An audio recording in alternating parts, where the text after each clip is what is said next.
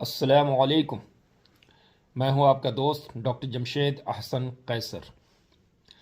ناظرین، آج کی یہ ویڈیو ممکن ہے کہ کچھ لمبی ہو جائے، حالانکہ اب ہم لوگوں کی عادت رہ نہیں گئی ہے کہ کسی لمبے ویڈیو کو دیکھیں۔ ہر چیز ہم لوگ چاہتے ہیں شارٹ ہو، بالکل کم وقت میں دیکھ لیں، سمجھ لیں۔ تو بعض اوقات یہ ہم کو سمجھنا ہوگا کہ ہر بات بہت شارٹ میں نہیں سمجھائی جا سکتی، اور کروشل کنڈیشنز میں کبھی کبھی باتوں کو سمجھانے کے لیے تھوڑا وقت تو دینا پڑتا ہے۔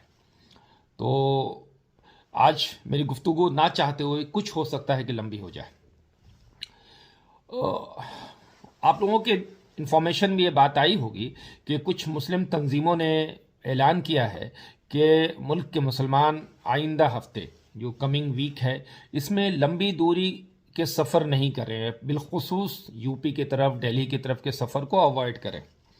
یہ احتیاط کے طور پہ کہا ہوگا، خیر خواہی میں کہا گیا ہوا یہ مشورہ کہا جا سکتا ہے، لیکن ہم غور کرتے ہیں تو یہ پاتے ہیں کہ یہ ایک طرح کا خوف ہے، یہ ایک ڈر ہے، ڈر کا ماحول ہے۔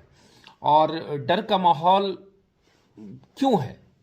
یہ تو اچھی بات نہیں ہے کہ ساری دنیا سفر کرے اور ہم سفر سے اجتناب کریں، اوائڈ کریں۔ آخر ایسا ڈر کا ماحول بنا کیوں؟ تو اگر جلدی جلدی میں ہم پلٹیں گے تاریخ کے اوراق کو، سیرت کو، قرآن و احادیث کے اسباق کو، تو ہم پائیں گے کہ ہم جب کہتے ہیں کہ ہم سب سے بہترین امت ہیں، یہ کلیم ہم کرتے ہیں اور ہم کو بتایا گیا ہے اور اس کا یقین بھی ہے، حالانکہ ہمارے اعمال ویسے نہیں ہیں، لیکن بہرحال تو ہم بہترین امت اس لیے بنائے گئے تھے کہ ہم کو کچھ ذمہ داریاں بھی دی گئی تھیں۔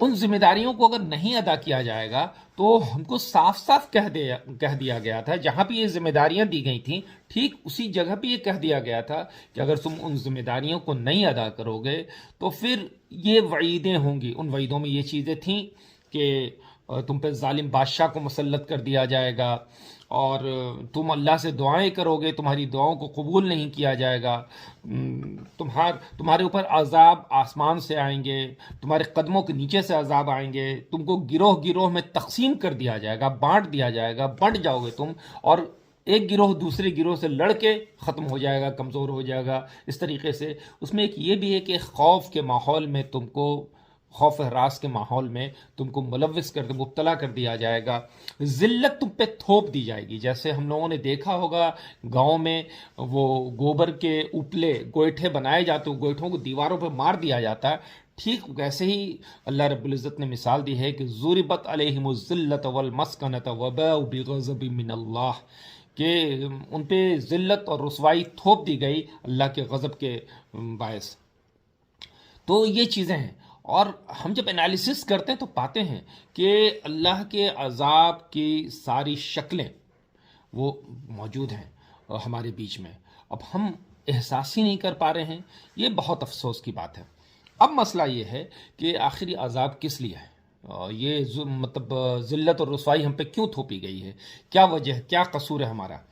تو بہت بیسک بات، بہت اگر میں شارٹ میں کہنے کی کوشش کروں تو بیسک بات یہ ہے کہ ایک ذمہ داری ہم کو دی گئی تھی، ایک سبق دیا گیا تھا، اور یہ کہا گیا تھا کہ سبق کو تم کو ریشنل انداز میں پوری دنیا میں پھیلانا ہے، بتانا ہے پوری دنیا کے لوگوں کو جہاں تک تمہاری صلاحیت ہو۔ ظاہر سی بات ہے کہ ہر انسان کی، ہر کس و ناقص کی صلاحیت ایک جیسی نہیں ہوتی۔ ایک انسان کوئی اچھی بات ہے وہ اپنے اغل بغل کے لوگوں کو بتا سکتا ہے، اس کی صلاحیت اتنی ہی ہوگی۔ ایک انسان اپنے شہر میں بتا سکتا ہے، کوئی اپنے صوبے میں بتا سکتا ہے، کسی کو اللہ نے ایسی صلاحیت دی ہوگی کہ وہ اپنے پورے ملک میں بتا سکتا ہے۔ بالخصوص آج کا یہ زمانہ، یہ تو انٹرنیٹ کا زمانہ ہے، سوشل میڈیا کا زمانہ ہے، آرٹیفیشل انٹیلیجنس کا زمانہ ہے، یہ زمانہ تو ایکسپلوشن آف نالج کا زمانہ ہے۔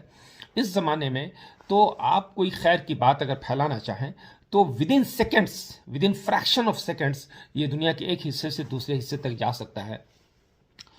تو ہم کو یہ ذمہ داری دی گئی تھی کہ جو شہادت تم کو امت وسط بنایا گیا ہے، ایک جسٹ امت، اور تم کو گواہی دینی تھی، تم کو خیر کی بات بتانی تھی، اچھی بات بتانی تھی، بری باتوں سے لوگوں کو روکنا تھا، اور جو بھی خیر کی بات تم کو کتاب کی شکل میں، قرآن کی شکل میں دی گئی تھی اس کو چھپانا نہیں تھا، اور نہ تو حق کو اور باطل کو ملانا تھا، نہ حق کو چھپانا تھا۔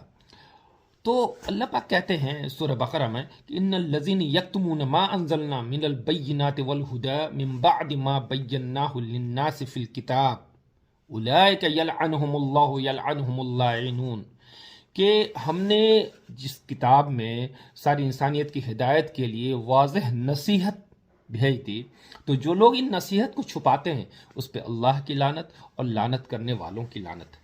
اس طریقے سے اللہ پاک سمجھاتا ہے۔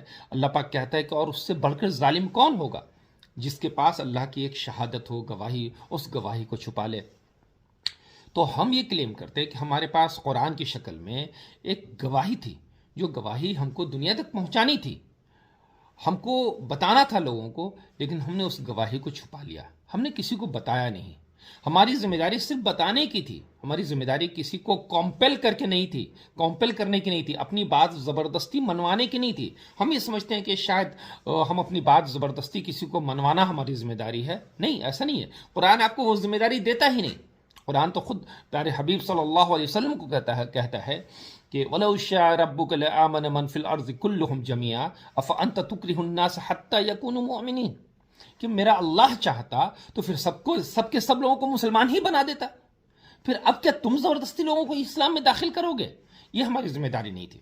ہماری ذمہ داری صرف یہ تھی کہ جو بات آپ جانتے ہیں، آپ کو اچھی لگتی ہے، آپ اچھی جانتے ہیں کہ یہ سچ ہے، حق ہے، اس کو ریشنل انداز میں اگلے کو بتانا تھا۔ آپ کے لیے کوئی غلط فہمی ہے، آپ کو اس غلط فہمی کو دور کرنا تھا۔ اللہ کی شان میں کوئی گستاخی کر رہا ہے کوئی غلط فہمی کی بنیاد پہ، اس غلط فہمی کو دور کرنی تھی۔ پیارے رسول صلی اللہ علیہ وسلم کی ذات پہ کیریکٹر اسیسینیشن کرنے کی کوشش کر رہا ہے، تو وہاں پہ احسن طریقے سے مدلل انداز میں، ریشنل انداز میں اللہ کے رسول کی صفات کو ایکسپلین کرنا تھا، اور جن جن چیزوں پہ لوگ انگلیاں اٹھانے کی ناکام کوشش کرتے ہیں ان باتوں کو جسٹیفائی کرنا تھا قاعدے سے، ریشنل انداز میں، کہ جو کچھ اللہ کے رسول نے کیا اس وقت کے لیے وہ سب سے بہتر کام تھا۔ یہ چیزیں ہم کو بتانی تھی، لیکن ہم افسوس کی بات ہے کہ ان سب چیزوں سے بہت دور رہے اور کھوئے رہے۔ دنیا جیسے گزر رہی تھی ہم نے بھی اپنی زندگی کو ویسے ہی گزارنا شروع کر دیا۔ نتیجہ یہ ہوا کہ مقصد سے ہٹی ہوئی چیز کو ہم اور آپ نہیں رکھتے ہیں، پھر اللہ رب العزت کی نگاہ میں ہم کیسے یوزفل رہتے۔ تو نتیجہ آج ہم ذلت و رسوائی کے بیچ میں ہیں۔ اب میرے محترم دوستو، کرنا کیا ہے، کیا کرنا ہوگا؟ تو بہت شارٹ میں یہ کہنا چاہوں گا کہ ہم اپنے انداز بدل لیں تھوڑا سا، ہے نا، اور کچھ چیزوں کو اپنے اندر لانا ہوگا، اور کچھ خصلتوں کو، کچھ بری عادتوں کو اپنے سے نکالنا ہوگا، باہر پھینکنا ہوگا۔ دیکھیے، ایک نیریٹو بھی سیٹ کر دیا جاتا ہے، ایک نیریٹو سیٹ کر لینے پہ وقت لگتا ہے اس نیریٹو کو بنانے میں۔ تو اگر آپ کا ویرودھی آپ کے لیے ایک نیریٹو سیٹ کر لیتا ہے، آپ کو اس نیریٹو کو اگر غلط ثابت کرنا ہے، ختم کرنا ہے، تو پھر آپ کو اس سے 10 گنی زیادہ محنت کرنی ہوگی۔ میں مثال کے طور پہ دیتا ہوں کہ جیسے بغیر کسی کا نام لیے ہوئے بھی کہہ سکتے ہیں کہ کسی کو پپو پپو پپو کہہ دیا گیا، ایک نیریٹو سیٹ کر دیا ہے کہ وہ پپو ہے۔ اب اس شخص کو اس ٹیگ کو، یہ پپو کا جو ٹیگ اس پر لگ گیا تھا، اس ٹیگ کو مٹانے کے لیے جانتے ہیں 150 دن مسلسل پیدل چلنا پڑا ہے۔ یہ پیدل چلنے کے نتیجے پہ اتنی محنت کے بعد یہ ہوا کہ وہ ٹیگ تھوڑا سا ہٹا ہے۔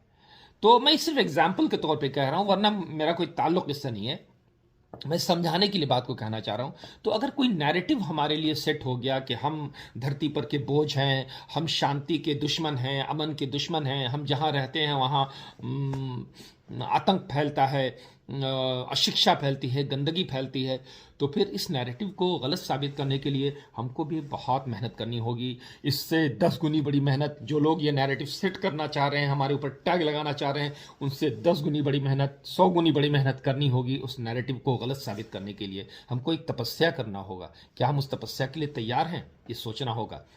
کچھ چیزیں کرنی ہوگی۔ کیا کرنی ہوگی؟ کہ اپنے آپ کو صادق اور امین ہم کو ثابت کرنا ہوگا۔ ہم جس پیشے میں، اگر ہم ڈاکٹر ہیں تو ہم کو ایسا امانت دار اور صادق بنانا ہوگا کہ اگر کوئی مریض ہمارے پاس آ جاتا ہے تو وہ اپنے آپ کو محفوظ محسوس کرے، وہ سمجھ جائے کہ نہیں، ہم سیف ہیں، میرے ساتھ کوئی غلط کام نہیں ہوگا، کوئی ایکسپلائٹیشن نہیں ہوگا، میرے جسم کے ساتھ، میری عزت کے ساتھ، میرے وقار کے ساتھ کوئی غلط کام نہیں ہوگا۔ ہم اپنے آپ کو ایسا صادق محسوس کرا دیں، ثابت کر دیں۔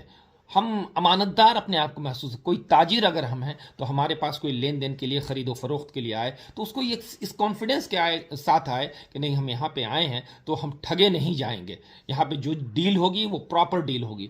اس طریقے سے جس شعبے میں ہم رہیں، ہم کو اپنے آپ کو امانت دار، صادق، سچا ثابت کرنا ہوگا کہ نہیں، یہ وعدہ کا سچا، اس نے جو کہہ دیا تو وہ پتھر کی لکیر ہوتی ہے، اس نے ڈیل کر دیا تو اب یہ ڈیل مکمل ہوگی، چاہے جو بھی ہو جائے، چاہے اس کو نقصان ہو یا کچھ ہو جائے، ہم کو یہ ثابت کرنا ہوگا۔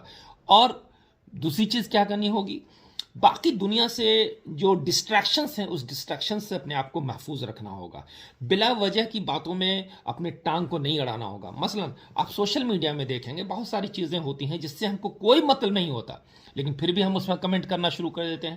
نتیجہ کیا ہوتا ہے، گھومتے پھرتے بات پھر ہماری قوم پہ، ہمارے ذات پہ، پیارے رسول پہ، اللہ کی شان میں گستاخی تک پہنچ جاتی ہے۔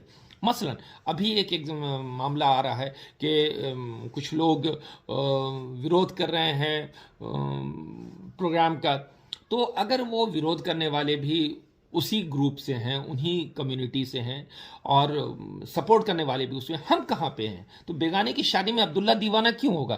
ہم کو پھر سوشل میڈیا پہ جا کے کوئی بھی کسی طرح کے کسی کمنٹ کی کیا ضرورت پڑتی؟ ابھی بی بی سی کا ایک پوسٹ تھا، اس کے پیج پہ ہم نے دیکھا جس میں تھا کہ شنکراچاریہ شاید ابھی نہیں جا رہے ہیں اس کاریہ میں، تو اب شنکراچاریہ نہیں جا رہے ہیں تو اس میں ہمارا کوئی کام ہے کیا؟ ہم پھر بلا وجہ کا اس میں کوئی نیگیٹو یا کوئی ایسا کمنٹ کیوں ڈالیں گے؟ کیا فائدہ ہوگا؟ فائدہ کچھ نہیں ہوتا، لیکن نقصان بہت ہو جاتا ہے۔ میں اپنے نوجوان ساتھیوں سے یہ اپیل کروں گا کہ ہر اس پوسٹ سے اجتناب کریں، پرہیز کریں جس سے کوئی فائدہ نہیں ہونے والا ہے۔ صرف ویسے پوسٹ آپ ابھی کریں جو آپ کے لیے، آپ کی قوم کے لیے، پوری انسانیت کے لیے، ملک کے لیے فائدہ مند ہو، جو کسی کو کچھ اچھے کام کرنے کے لیے موٹیویٹ کر سکے۔ باقی بیکار کی چیزوں سے فائدہ کچھ نہیں ہوتا، نقصان بہت ہوتا ہے۔ تو میں یہ گزارش کروں گا کہ اپنے دھیان کو کنسنٹریٹ کریں، بالکل اپنے کیریکٹر کو ہم سب مل کے ایسا بنا دیں، جو غلطیاں ہم سے ہو گئیں، اللہ کی ذات کے ساتھ ہم نے کچھ اگر غلطیاں کی ہیں تو اللہ سے معافی مانگیں، توبہ کو اپنا زیور بنا لیں، ہم ہر وقت توبہ ایک دوسرے کو تلقین کریں، اٹھتے بیٹھتے، ہے نا، توبہ کا اہتمام کریں، انڈیویجول طریقے پہ، اجتماعی طور پہ مسجدوں میں بیٹھ کے ہم سب توبہ کریں اللہ سے۔ کسی بندے کے ساتھ ہم نے معاملات میں کچھ گڑبڑی کی ہے تو اپنے اس بھائی کے پاس جا کے معاملات کو کلیئر کرا لیں، اگر کہیں پہ کوتاہی ہوئی ہو تو اس سے معافی مانگ لیں، یہ ایک کام کرنا ہے۔ دوسری چیز یہ کہ اپنے آپ کو صادق اور امین ثابت کرنا ہے، صادق اور امین، کہ ہم سچے ہیں، ہم جب کوئی بات کرتے ہیں تو جھوٹ نہیں بولتے، دھوکہ نہیں دیتے، اور امانت دار ہیں۔ ہم کروڑوں روپے کے لالچ بھی آ جائے، لیکن جب امانت کی بات ہوگی تو امانت اس کے صحیح جگہ پہ ہم ڈیسٹینیشن پہ پہنچانے والے ہیں۔